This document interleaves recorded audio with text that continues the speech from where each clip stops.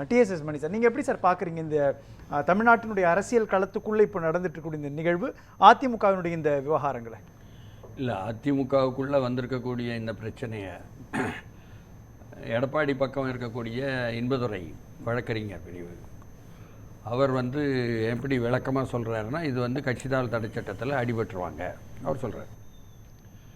கொறடா சொன்னபடி நீங்கள் கேட்கல. ஏன்னா எடப்பாடி பொதுச் செயலாளர், அவர் கொறடாவை நியமிக்க முடியும்னு ரவிக்குமார் எம்பின்னு சொல்கிறார். கொறடாவா ஓஎஸ் பண்ணிட்டு அவங்க நியமிக்கிறாங்க. இவங்க எல்லோரும் நாங்கள் சேர்ந்துக்கிட்டு விஜயபாஸ்கரை அக்ரிகிருஷ்ணமூர்த்தியை நியமிக்கிறாங்க, வேலுமணி குரூப். ஆனால் ரெகனைஸ் பண்ணணும் சபாநாயகர் என்று சொல்கிறாங்க. அது அப்படி ஒன்று நடக்கலை. அதனால் அது கட்சியால் தடை சட்டத்தில் வருமா அந்த கொறடா வேண்டிய விப்பு என்பது கூட விவாதமான விஷயந்தான். கோர்ட் வரை கூட போகலான்னு தெரில. ஆனால் அவர் சுட்டி காட்டுவது, இதில் பேரம் நடந்தது, குதிரை பேரம்லாம் பிரேமலதாவும் சொன்னதுனால அதற்கு ஆதாரங்களோடு போகணும். அப்படி போனால் 93ஆம் ஆண்டு PV நரசிம்மராவ் இப்படி பண்ணார், ஜர்கன் 100 மோர்ச்சா சுபிஸ்வரன் இருக்கும் பொழுது எம்பிக்களை எல்லாம் இப்படி வாங்குவதற்கு கேஷை பேங்க்லேயே போடுறாங்க. அந்த ஆதாரம் இருக்குது. அதனால் அந்த வழக்கு பதிவாகி 96 தேவகவுடா காலத்தில் CBI போய் அரெஸ்ட் பண்ண போகிறாங்க. PV நரசிம்மராவை ஸ்பாட்லேயே ஆன்டிசிபேட்டட் பெயில் மாரி கொடுக்குறாங்க. அதை சுட்டி காட்டுறாங்க, அதுமாரி வரலாம் அப்படின்ட்டு இன்றைக்கி. ஆனால் அதெல்லாம் விவாதத்தில் பேசுவதை தவிர அது உண்மைதானா என்ற கேள்வி இருக்குது. ஏன்னா கட்சி என்ற அதிமுக ஒன்று இருக்குது, பொதுச் செயலாளர் எடப்பாடி தலைமையில். இவங்கெல்லாம் நாங்கள் அவங்களே சொல்லிக்கிடுறாங்க, நாங்கள் லெஜிஸ்லேட்டிவ் விங் தான், இது வேறு சட்டப்பேரவை கட்சி அப்படின்னு. சட்டப்பேரவை கட்சிக்குள்ளே உள்ளதும் அதுக்காக கட்சிக்கு சம்மந்தம் இல்லைன்னு, இந்த சம்மந்தமெல்லாம் இருக்குதுங்க தான் நம்ம கொறடா விஷயத்துலேருந்தும் பேசுகிறோம். பிரச்சனையே தொடக்கத்திலேயே எடப்பாடியும் பாருங்கன்னு விசிகா தலைவர் விசிகா அலுவலகம் வரும்பொழுது சொல்கிறார் விஜய்கிட்ட, சரின்னு சொல்கிறாரு. அது ஊடகங்கள்லேயும் வருது. பார்க்கலை அது தடை பண்ணவங்க என்பதும் என்ன காரணம் என்பதெல்லாம் வரும்னு வைங்களேன் கொஞ்சம் கொஞ்சமாக. ஏன்னா இப்போ தான் கொஞ்சம் கொஞ்சமாக வந்திருக்கு. ஏன்னா நேற்று 14ஆம் தேதி வில்லிவாக்கத்தில் பேசிய ஆதவர்ஜுனா பேசும்பொழுது அவர் சுட்டி காட்டிய கம்பெனி இருக்குது, கட்டுமான கம்பெனி. அந்த பக்கம் தான் சொல்கிறார் அவர், கட்டுமான கம்பெனி. இந்த பக்கம் சொல்லலாம், அந்த பக்கம் ஒரு பக்கம் தான் கம்பெனி. இல்லை சார், ஒரே ஒரு கேள்வி சார். அதிமுகவினுடைய ஒரு குறிப்பிட்ட அணியை போய் முதலமைச்சர் விஜய் பார்க்க வேண்டிய அவசியம் என்னன்னு இருக்கு இல்லையா? இப்போ அதுதானே குதிரை பேரத்திற்கான இடமாக. நீங்கள் ஏற்கனவே சுட்டி காட்டின மாதிரி இந்த விஜய் கட்சிக்குள்ளேயே விவாதமே எப்படி வந்துச்சுன்னா, காங்கிரஸ் முதல்ல சப்போர்ட் பண்ணியாச்சு. அதற்கு பிறகு IUML, இங்கே கூட நம்ம பேசணும், IUML அதற்கு பிறகு காங்கிரஸ் கூட இருக்கீங்களே அங்கெல்லாம் UDFலாம் என்ற விஷயம் கூட அவங்கள்ட்டலாம் விவாதிச்சு.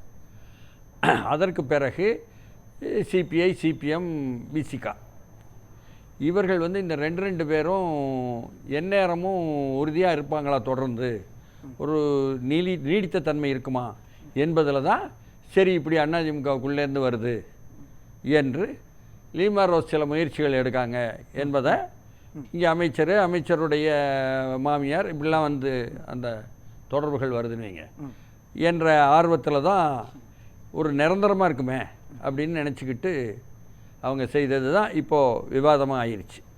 இதில் அதிமுக கீழே போய் பார்த்தீங்கன்னு சொன்னால், திருநெல்வேலியிலெல்லாம் வேலுமணிக்கும் இவருக்கும் விஜயபாஸ்கருக்கும் டாக்டருக்கும் அதேமாரி CV சண்முகத்துக்கும் பதாகையெல்லாம் வச்சுக்கிட்டு ஆர்ப்பாட்டம் பண்ணி அதை வாரி கட்டியால் அடித்து சாணியெல்லாம் எடுத்து ஊற்றியெல்லாம் பண்ணிட்டாங்க எடப்பாடி ஆதரவாக. அந்த அளவுக்கு அங்கே அப்படி பார்த்தீங்கன்னு சொன்னால், சங்கரங்கோயிலில் உள்ள திலீபன் MLA ஆதரவாக ஓட்டு போட்டிருக்கார் அரசாங்கத்துக்கு. அவரை கொண்டு வந்தவர்னு சொல்லக்கூடிய குட்டியப்பா இங்கே மாவட்ட செயலராகவே இருக்கார். அதுதான் என்ன, அவர் MLAக்கு தோத்துட்டார்.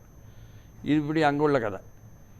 இப்போ மதுரையை பொறுத்தவரை விசாரித்து அங்கே MLA இல்லைங்கிறதுனால யாரும் போகலை. அதனால் இந்த பிரச்சனை இல்லை சார். இப்போ ஒரு கேள்வி இயல்பாகவே மக்களுக்கு வருது இல்லையா? ஒன்று அதிமுக இனிமேல் இருக்கக்கூடாது, அதிமுக உடைஞ்சால்தான் பாஜக வளர முடியும் அப்படின்றத ஏறக்குறைய ஒரு 5-6 தேர்தல்களில் அவங்க தொடர்ச்சியாக சொல்லிட்டு இருந்தது. அதுக்கு சொன்னது மகாராஷ்டிராவின் ஏக்நாத் ஷிண்டே விவகாரமாகட்டும், அல்லது பீகார் பல இடங்களில் அவங்களுக்கு அப்படி தான் முன்னுதாரணம் இருக்குன்னு சொல்லி பாஜக நிச்சயமாக விரும்புவது என்ன, உடனிருந்து கொல்லும் வியாதி தான் அதிமுகவை அதற்கு தான் இப்ப வந்திருக்காங்க இந்த என்பது இடத்துல ஆரம்பத்திலிருந்து விஜய் நான் அந்த கருத்து ரோல் சொல்லிட்டு எடுத்துட்டாரா அப்படின்ற சந்தேகம் வருது இல்லையா? விஜய் அந்த ரோல் எடுக்க வேண்டாம், பாஜக எடுக்குது. இதில் எல்லாரும் சௌகரியமாக மறந்து விடுவதும் வேண்டுமென்றே பாதுகாப்பதும் என்று திமுக தலைமையை பாதுகாக்க முடியாது. ஏன்னு கேட்டால் அறிவாலயத்தில் சட்டமன்ற உறுப்பினர்லாம் கூட்டி எல்லார்ட்டையும் நான் அரசியல் ரீதியான முடிவு ஒன்று திடீர்னு எடுக்க வேண்டி வரும், அப்போது வந்து அதுக்கான அதிகாரம் கொடுங்கன்னு வாங்கியிருக்கிறார் திமுக தலைவர். அப்படின்னா என்ன அர்த்தம்? அது என்ன அரசியல் முடிவு தேவையில்லை.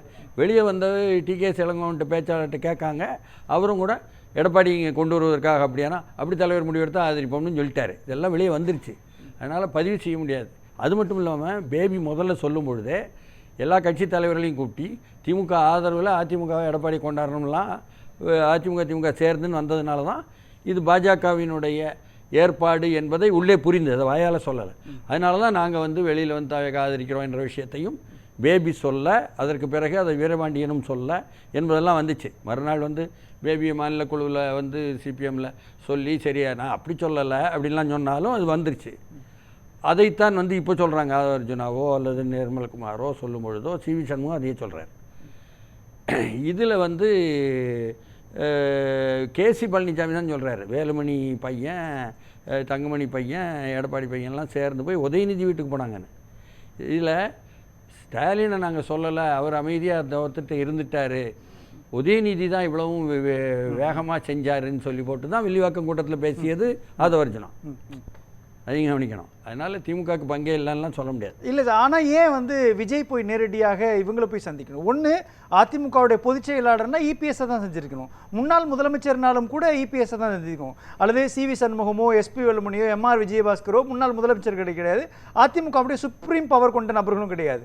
இவங்களை போய் சந்திக்கிறாங்கன்னா அதிமுக ஸ்பிளிட் பண்ணி அல்லது அதிமுகவில் இருக்கக்கூடிய எம்எல்ஏக்களை தனக்கு ஆதரவு கொண்டு ஃபியூச்சரில் தன்னுடைய அரசாங்கத்தை ஸ்ட்ராங் பண்ணணும் அப்படின்றது அவங்களுடைய ஹோல்டாக இருக்கும். அப்போ அந்த இடத்துல இவர் குதிரை வேகத்துக்கு வழிவகுத்திருக்கிறார் அப்படின்றதும், இன்னொரு பக்கம் விஜய் போன இடங்கள்லாம் சோஃபா போகுது அப்படின்ற ஒரு விஷயத்தை எதிர்க்கட்சி தலைவர் உதயநிதி ஸ்டாலின் சட்டப்பேரவையில் பேசுறாரு இல்லையா? அப்போ சோஃபா அரசியல் அப்படின்றது மையமாக வைக்கிறப்போ குதிரை பேரம் அப்படின்றது இயல்பா பட்டவர்தமாகுது இல்லை? இல்லை சோஃபா அரசியல் என்பதெல்லாம் வந்து அவர் வந்து சினிமா படத்தை காட்டி சொன்னார் என்பதற்கு திருமாவளவனும் ஒரு பதில் சொல்லிட்டார், எங்கள் இதில் அல்லாது அப்படின்ட்டு. அப்படியே இருந்தாலும் சிவி சண்முக வீட்டுக்கு போகும்பொழுது அப்படி போச்சு என்ற விஷயத்தையும் டிவியில் வந்துச்சு என்பதில் அது சினிமாவில் அப்படி வந்துச்சு என்பதற்காக அப்படி போச்சுன்னா எந்த ஆதாரமும் கிடையாதுன்னு வைங்க.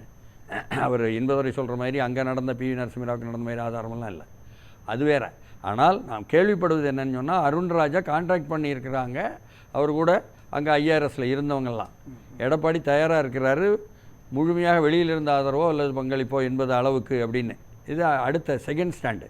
முதல்ல விஜய் வரவிடக்கூடாது என்ற ஸ்டாண்டு, அதுதான் அமித்ஷாவின் ஸ்டாண்டு, அதுதான் அதானி இந்தியா ஸ்டாண்டு. என்ன அதற்காகத்தான் அவர் வந்து செய்தது என்பதனால விஜய் வரவிடக்கூடாது என்பதில் கராராக இருக்கிறாங்க என்பது தான் பாஜகவினுடைய நிலை. அதில் வந்து அவங்க இருந்துக்கிட்டு எல்லாத்துலேயும் உள்ள நுழைய பார்ப்பாங்க பாஜக. அது ஒரு பக்கம். இதை உள்ளே வந்து தடுத்தது யார் என்ற விஷயந்தான் உள்ளுக்கு வந்து விவாதப்படுது. யார் தடுத்தது? இல்லை அவங்கள தான் சொல்கிறாங்க, லால்குடி எம்எல்ஏ தான் சொல்கிறாங்க. ஆனால் அவங்க இன்னும் கட்சியிலேருந்து நீக்கப்பட்டதா இல்லைல்ல? அவங்களுடைய பொறுப்பிலிருந்தும் நீக்கலை, எதுவுமே அவங்க மேலே எதுவுமே இல்லை, நடவடிக்கை இல்லை. அப்போ பணத்தை அதிகமாக வைத்துக்கொண்டு உள்ளே வந்து என்ன வேணால் செய்யலாங்கிறவங்களுக்கெல்லாம் வந்து கூட அம்பலமாகறாங்க. இதெல்லாம் மக்கள் மத்தியில். இது அதிமுகவுக்கு உள்ளே என்ன இருக்குது விவகாரம் கீழேன்னு கிரவுண்டில் கேட்டால் பொதுச் செயலாளர் மீது தான் நம்பிக்கை இருக்குது. இப்போ வந்து ஒரே பார்வை தான் சார் இதில் முன்வைக்கப்படுது. விஜய் குதிரை பேரத்தில் ஈடுபட்டார் அப்படின்னு தேமுதிகவினுடைய பிரேமலதாவும் பேசுகிறாங்க, அதே மாதிரி எதிர்க்கட்சி தலைவர் உதயநிதி ஸ்டாலினும் பேசுகிறார். அப்படின்றப்போ யார் முகத்தை மறைச்சிட்டு போனாங்க, அது யார், அவங்கள்ட்ட எப்படி கையெழுத்து வாங்கப்பட்டது அப்படின்ற ஒரு விஷயமும் இன்றைக்கி சிவி சண்முகம் மற்ற எம்எல்ஏக்களை போய் பார்க்குறாரு. அப்படின்றப்போ இந்த இடத்துல அதிமுகவை உடைக்கணும்னு விஜய் பார்த்தாரா அல்லது தன்னுடைய ஆட்சியை தக்க வைத்துக் கொள்வதற்காக குதிரை பேரத்தில் ஈடுபட்டாரா? அது குதிரை பேரம்லாம் ப்ரூவ் ஆகணுங்க. என்ன ஆதரவு தரேன்னு சொல்கிறவங்க ஏன் சொல்கிறோம்னு சொல்லி போட்டு வேலுமணியே அப்புறம் சொல்கிறாரு, நம்ம மேலே கேஸ் வர விடாமல் எவ்வளோ சிக்கலில் இருக்கிறோம் பாதுகாத்துக்கிடன்னு. பிரச்சனை என்னென்னா அவர் மேலே விஜயபாஸ்கர் மேலே தங்கமணி மேலே எல்லாம் கேஸ் இருக்குது. அப்போ 5 வருடமாக அந்த கேஸை பாதுகாத்து கொடுத்ததில் ஒரு அரசாங்கம் அந்த கேஸ் நடவடிக்கை எடுக்காமல் அப்புறம் போய் வந்து நீதிமன்றத்திற்கு போய் அறப்போர் இயக்கம் வந்து கேட்ட பிறகு அதற்கு பிறகு டைரக்ஷன் கொடுத்த பிறகும் அந்த அரசாங்கம் எடுக்கலைல்ல, அதெல்லாம் என்ன பரிமாற்றம் என்ற விஷயமெல்லாம் வரும், புரியுதுங்களா? அதனால் இதில் எல்லோருமே நான் வழக்கமாக சொல்வது போல் வணிக சூதாட்டமாக இந்த தேர்தல் அரசியல் நடத்திக்கிட்டு இருக்கிறாங்க. இதில் வந்து திமுக நல்லவங்க, அவங்க பாஜக எதிர்ப்பெல்லாம் சொல்வதற்கு இன்றைக்கி அப்படிலாம் இல்லைன்னு அம்பலமாகி போச்சு. ஏன்னா அதில் வேணால் ஸ்டாலினை விட்டுறலாம், உதயநிதியை சொல்கிறேன்னு ஆதவர்ஜனை சொல்லலாம். ஆனால் ஸ்டாலின் தான் எல்லோரையும் கூட்டி பேசினார் என்ற விஷயம் பேபி மூலம் வெளியே வந்துருச்சு. அதே மாதிரி வந்து எம்எல்ஏக்களை கூட்டி அதிகாரத்தை வாங்கினார் என்பதும் நாட்டுக்கு தெரிஞ்சு போச்சு. இதுக்கெல்லாம் வேறு எந்த நியாயங்களும் சொல்ல முடியாது. அதனால் எல்லோரையுமே பாஜக கையாள பார்க்குது. அதில் வந்துவிடக்கூடாது விஜய் என்று பாஜக விரும்புது. மீறி வந்துட்டார் என்பதனால உள்ள எல்லா சிக்கல்களும் இருக்கும். அதையும் மீறி வந்து போவதற்கு என்ன நிலைமை எப்படி அப்படின்னு தான் நம்ம பார்க்கலாம். டிஎஸ்எஸ் மணி சார், உங்களுடைய இறுதிக்கிறது ரொம்ப தோல்வி என்பது ஒரு முக்கிய காரணம்னு எல்லாரும் சொல்லியிருக்காங்களே. எப்பொழுதுமே வெற்றி பெற்றால் எல்லா கீறல்களும் ஒட்டுப்படும், தோல்வி அடைந்தால் கீறல்கள் பெரிதாகும். அதுதான் அங்கேயும். ஆனால் விஜயுடன் கூட்டணி ஆசையாக இந்த போனவங்க அவங்களுக்கு தங்களுடைய வழக்குகளை காப்பாற்றிக்கிற ஆசையாக தான். தங்கள் வழக்குகளிலிருந்து 5 ஆண்டு என்ன ஏதோ ஒரு பாணியில், தப்பான பாணியில் காப்பாற்றிக்கிட்டாங்க. இது பச்சையாகவே அம்பலமாயிருச்சு. இன்றைக்கி விடாப்பிடியாக விஜய் வந்துவிடக்கூடாது, தொடர்ந்து இருந்து விடக்கூடாதுங்கிறதுல முதல் முக்கியமாக இருப்பது பாஜக. அதனால் அவர்கள் எல்லா இடத்துலையும் உள்ளே போடுவாங்க. அதில் திமுக உடன் சேர்ந்து செய்கிறது என்பதில் தான் உதயநிதியினுடைய ரிஃப்ளெக்ஷன் எல்லாமே. அது ரொம்ப தெளிவாக வெளியே வந்திருக்கு என்பது தான் வந்திருக்கு. நன்றி.